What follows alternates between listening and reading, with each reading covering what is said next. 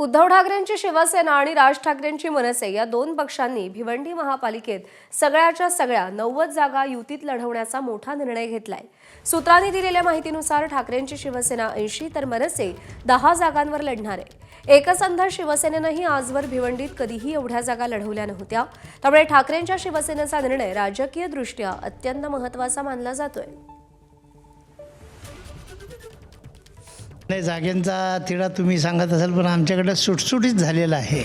आम्ही त्यांना सांगितलं की बाबा तुम्हाला 10 जागा लढायच्या आहेत, कुठल्याही सांगा तुम्ही, आम्ही द्यायला तयार आहोत आणि ते आम्ही दिलेले आहेत त्यांना। 2006 ते 2026 ही एवढी वर्ष पब्लिकची इच्छा होती की राज ठाकरे उद्धव ठाकरेंनी एकत्र यावं, पण काही दुर्दैवी घटनांमुळे ते होत नव्हतं, पण आज ते झालेलं आहे। एबीपी माझा, उघडा डोळे बघा नीट।